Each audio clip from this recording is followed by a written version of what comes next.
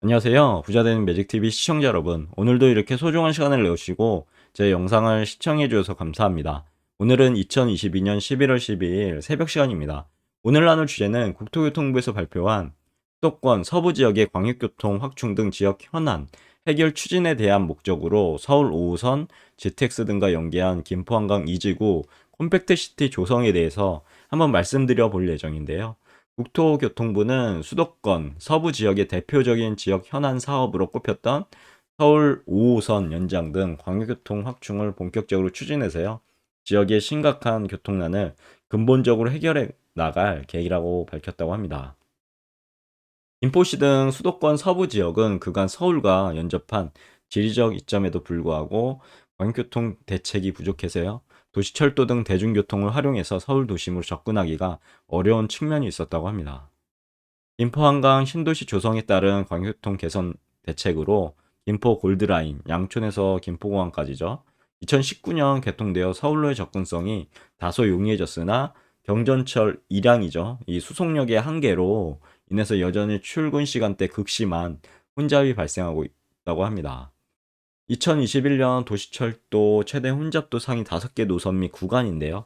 여기 김포 골드라인 9호선, 4호선, 2호선, 3호선 엄청나게 지금 혼잡한 구간인데 단연 김포 골드라인이 혼잡도가 무려 241%나 되네요. 고천부터 김포공항까지요. 이에 국토부는 5호선 연장이 기반이 되는 지자체 간 협약과 연계해서요. 김포 한강 이지구 콤팩트시티 조성을 발표함으로써 수도권 서부 지역의 광역교통난 해소 등 지역 현안 해결에 적극 나서기로 했다고 합니다. 그럼 차근차근 한번 알아보시죠. 5호선 연장 협약 등 광교통을 확충한다는 부분이 있는데요. 11월 11일 어제였죠. 10시에 서울시 김포시 서울시 강서구는 서울 5호선 김포 연장 사업을 추진하기 위한 전제 조건으로 상호 간 합의가 반드시 필요하였던 방화 차량 기지와 건설 폐기물 처리 업체 부지 이전 등에 대해서 업무 협약을 체결했다고 합니다. 해당 5호선 연장에는요. 방화 차량 기지하고 건설 폐기물 처리 업체가 1+1인 것처럼 문제가 됐던 상황입니다. 이것 때문에 어떻게 보면 주민의 이제 건강과 관련된 문제잖아요. 여러모로 건설 폐기물에 대해서는 음, 걱정을 많이 하셨을 텐데요. 김포 시민들이요. 아무튼 이게 잘 처리됐으면 좋겠네요. 정부도 지자체 간 5호선 연장 논의가 본격화될 수 있도록 노선 인근 지역에 컴팩트 시티를 조성해서 사업 타당성 확보를 위한 수요를 대폭 확충하고요. 한국토지주택공사 등 사업 시행자가 연장 비용은 일부 분담해서 5호선 연장 사업이 실행되는데 핵심적인 계기를 마련할 계획이라고 합니다. 그간 광역교통 확충에 대한 지역 주민들의 수건에도 불구하고요. 5호선 연장은 방화 차량 기지 및 건설 폐기물 처리업체 이전 문제와 연장 세부 노선 안에 대한 지자체 간 이견이 크고 배후 수요가 사업 타당성을 확보할 수 있을 정도로 충분하지 않아서요. 연장 논의가 좀처럼 진행지 못하였다고 합니다. 역시나 크죠. 건설 폐기물 처리업체에 대한 부분은요. 그러나 이제 반전이 옵니다. 5호선 연장 구간의 신규 콤팩트 시티 개발이 본격화됨에 따라서요. 김포시 등 관련 지자체는 5호선 연장에 대한 충분한 배후 수요가 확보되었다고 판단을 했고 이를 전환점으로 삼아 현안 해결에 전격 합의하게 되었다고 합니다. 방화역 인근 차량 기지를 향후 연장될 5호선 종점 부근으로 이전하고요. 건설 폐기물 처리업체도 이전할 수 있도록 지원하는 방안에 대해 협약을 체결한 거고요. 이로써 5호선 연장 사업은 새롭게 탄력을 받을 전망이라고 합니다. 다만 5호선 연장 세부 노선 안 등은요. 인천시나 인천시 서구, 그리고 경기도, 김포시 등 관련 지자체와의 추가적인 협의가 필요하다고 하고요. 이후 정부의 관련 심의 등을 거쳐 최종 확정이 될 계획이라고 합니다. 아직 세부 노선안이니까요. 확정이 안 된 부분이 있기 때문에 불확실성이 있긴 있네요. 이번 협약과 함께 노선 등에 대한 지자체 간의 합의가 원만히 이루어질 수 있도록 2023년부터 광역교통 시행계획을 반영하고 예비타당성 조사, 기본계획 수립 등의 절차를 통해서요. 김포한강 이지구 개발과 연계한 5호선 연장을 적극 추진할 계획이라고 합니다. 또한 신규 컴팩트 시티 조성에 따른 배후 수요의 창출은요, 단기역 출발 GTX의 서울 도심권 연장 사업의 타당성 확보에도 기여해서요, 해당 지역의 도심 접근성을 대폭 향상시킬 전망이라고 합니다. 아래는 김포 한강 이지구 홈팩트 시티에 대한 해당 지도인데요. 위치는 경기도 김포시 마산동, 운양동, 장기동, 양촌읍 일원이라고 합니다. 면적은 731만 제곱미터고요. 호수는 4만 6천 호가 이렇게 들어설 예정이라고 하네요. 개발 구상 보시면 김포한강 신도시 생활권 사이에요. 김포한강 이지구 공공주택지구를 지정함으로써 기존 신도시가 지리적 분절됨을 보완함과 동시에 광교통, 자족시설을 도입해서요. 수도권 서부 지역의 스마트 자족도시로 발전시킨다는 이런 계획이 있고요. 김포한강 이지구 공공주택지구는요. 컴팩트 앤 네트워크라는 역세권 컴팩트 시티 개념을 적용해서 철도역을 중심으로 도시 기능을 압축하여 개발하고 주변 부지에도 역접근이 쉽도록 교통 네트워크를 연계 및 구축한다고 합니다. 아래는 역세권 컴팩트 시티 기본 개념이니까요. 한번 보시면 좋을 것 같습니다. 구분으로 광역교통 연계, 그리고 중심부는 고밀 복합, 배후 지역은 스마트 도시 연계 해서 크게 이제 철도역을 중심으로 광역교통 연계를 통해 고밀 복합 개발을 유도한다라는 이제 어떻게 보면 기본 개념이고요. 해당 부분은 개념도나 개념이나 계획 요소 한번 보시면 좋을 것 같습니다. 그리고 광교통 연계에 대한 부분 여기 보면은 김포공항 연결 및 신도시 순환 BRT가 있고요.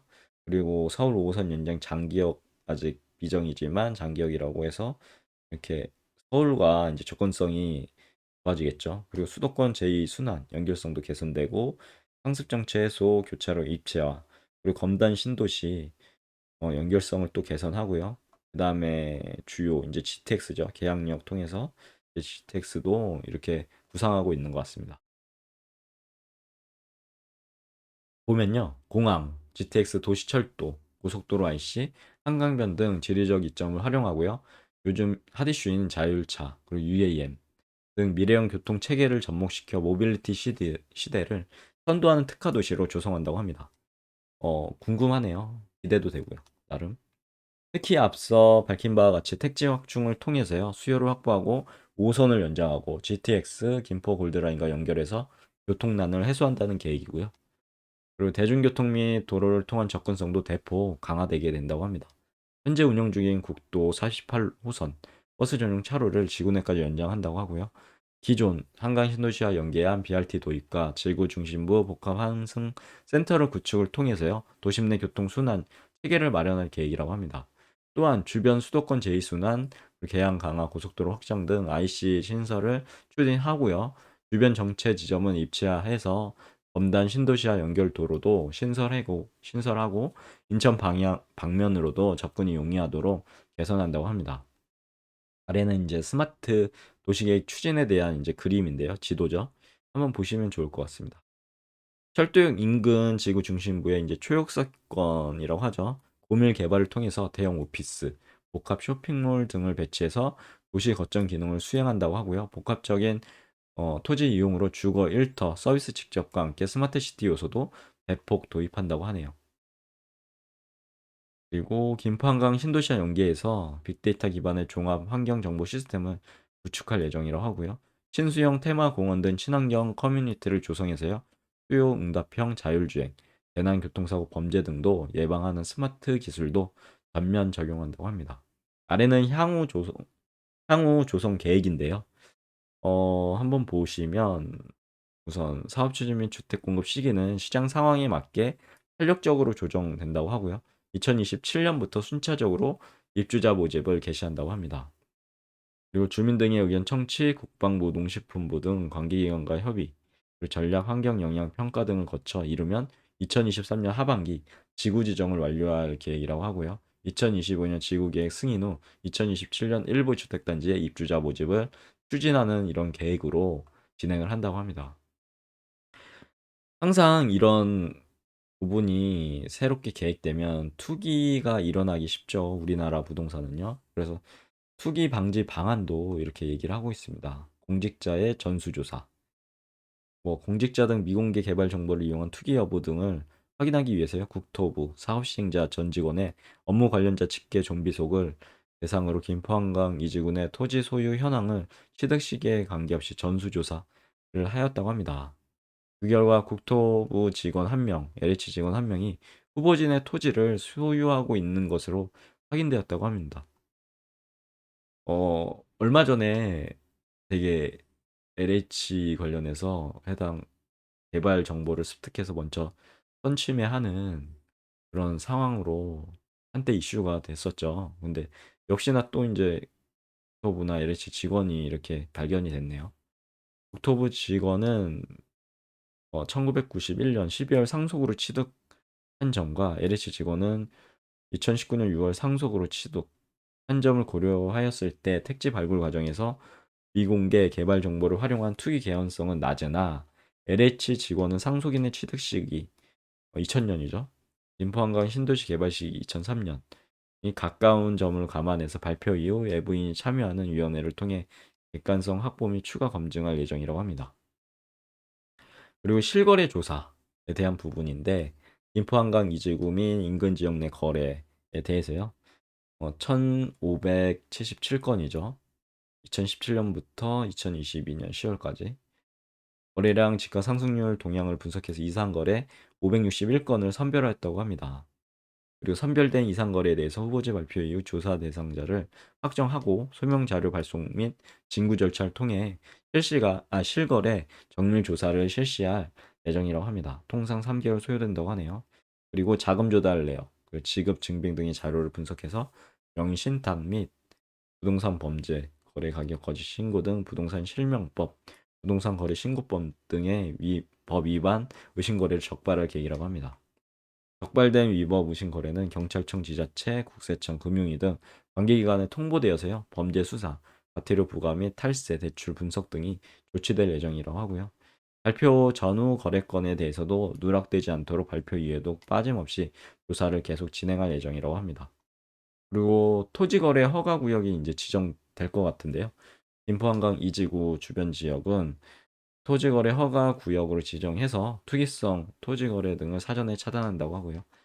일정 면적을 초과하는 토지를 취득하고자 할 경우는 사전에 토지 이용 목적을 명시해서 관할 시군구 구청장의 허가를 받아야 된다고 합니다. 개발행위 제한 부분도 있는데요. 김포한강 이지군의 토지는 주민 등의 의견 청취 공고 즉시 개발행위 제한이 시행되어 건축물의 건축, 공작물 설치, 토지 형질 변경, 소속 채취, 토지의 분할 합병, 식재 등의 행위가 제한될 예정이라고 하고요. 또한 주민 참여형 보상 관련 불법, 위법 행위 단속을 위한 투파라치, 주민 신고 포상제 제도를 활성화해서요. 사업 예정지 내에 CCTV 등을 설치해서 실시간 단속으로 시행하고 주야간 상시 순찰을 강화한다고 합니다. 원희룡 장관은요, 정부는 지역의 목소리를 귀담아 들어 교통의 사각지대로 심각한 교통난이 발생하는 지역을 집중적으로 살펴본다고 하고요. 광역교통 확충을 적극 지원해 나가겠다고 이렇게 밝혔다고 합니다. 앞으로도 광역교통과 연계된 컴팩트 시티 조성을 통한 현안 해결과 함께 도심 접근성을 대폭 제고해 나갈 계획이라고 밝혔다고 합니다. 아무튼 오늘 제가 말씀드릴 내용은 여기까지인데요. 간단하게 정리해 보자면 우선 김포로 5호선이 들어갈 계획, 그리고 컴팩트 시티로 인해서 이 조성을 통해서 어떻게 보면 여기 보시면요. 46,000호의 가구가 이렇게 공급이 된다는 점. 근데 엄청난 지금 수량이거든요, 물량이. 제가 알기로는 김포가 물량이 꽤 되는 걸로 알고 있는데요. 공급 과잉으로 좀 그 부분이 좀 걸리긴 하네요. 음. 아무튼 컴팩트 시티하고 해당 5호선 연결이 잘 진행돼서요. 김포시도 해당 여러모로 이제 근본적인 이제 심각한 교통난을 해결할 수 있는 그런 도시가 됐으면 좋겠습니다.